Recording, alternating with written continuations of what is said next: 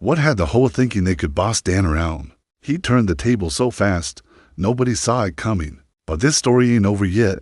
Hold on tight, cause it gets wilder than a squirrel on a caffeine drip. After Dan publicly humiliated the HOA and took away their favorite pastime, he thought he'd won. But the HOA had a trick up their collective sleeve. They were gonna fight fire with paperwork. The HOA president, a man named Greg, had calmed down after his initial rage fit. Now he was strategizing. He knew they couldn't physically stop Dan from owning the lake, so he'd hit him where it hurt most: their wallets. His plan was simple. All they needed was proof that Dan was violating the terms of the lake's sale. And that term was pretty vague. It stated that Dan couldn't use the lake in any way that disrupted the peace of the neighborhood. And Greg was pretty sure that Dan's annex fit the bill. The very next day, Greg marched into Dan's house like a Viking pillaging through a mead hall. But Dan was ready for him. As soon as Greg opened his mouth to spew out complaints, Dan slapped a stack of papers on the table. "I'm guessing you're here about the lake," he asked, a glint in his eye. Greg nodded, puffing out his chest. "I want to file a complaint against you." "Oh yeah?" With that, Dan scoffed. "Look, pal, we both know that you're not gonna find anything. This lake was sold to me fairly, and I haven't violated any terms. If you're just here to trash talk, you can save it. But if you're here to actually file a complaint, why don't we do it properly?" Greg faltered. He hadn't expected Dan to be prepared. He stammered, trying to regain his composure. But Dan wasn't letting him off the hook. "Come on, Greg," he said, leaning back. "Let's see what you've got. You have nothing. Your complaints are baseless. And if you continue to harass me, I'll be forced to take action." But Dan knew that Greg wouldn't listen. He was too stubborn, too proud to admit defeat. So Dan decided to play his next card. He sent a letter to the entire neighborhood, outlining every incident the HOA had tried to find him for, including their false accusation and their attempt to bully him. It was a masterstroke. He turned the narrative around, and the neighborhood was on his side. In response, the HOA organized a town hall meeting, hoping to sway public opinion. But things didn't go as planned. The residents weren't buying the HOA's lies. They'd had enough of their manipulative tactics, and the HOA's popularity plummeted faster than a lead balloon. Dan wasn't done, though.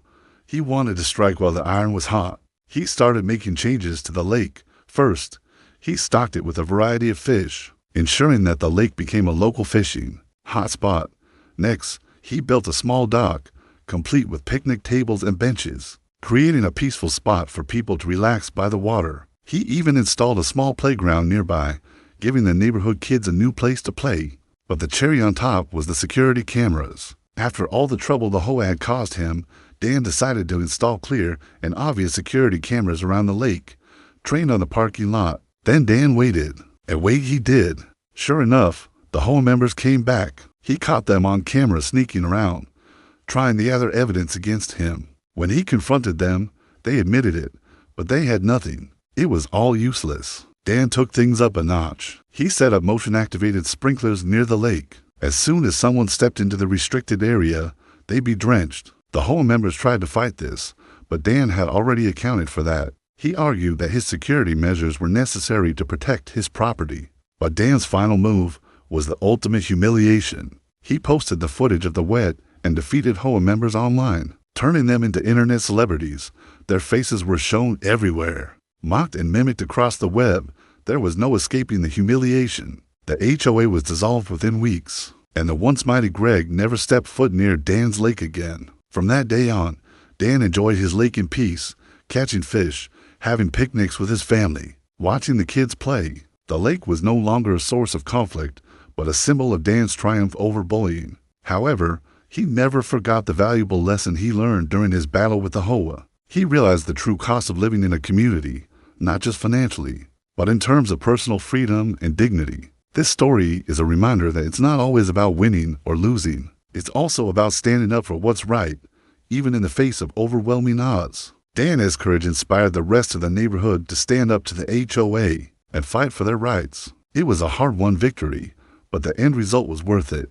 If you've ever been in a situation where you felt powerless, know that there is hope. Stand up for yourself. Don't let others walk over you, and never, ever give up, because sometimes, just sometimes, the universe has a funny way of trolling those who try to troll you. Just like the man who fished, fought, and triumphed over the bullies of his HOA. reminding us all that life doesn't always give you a bass, but it might just throw you an entire lake.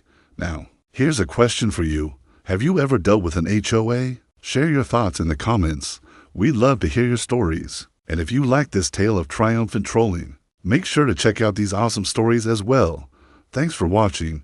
Take care and remember, the universe loves to troll.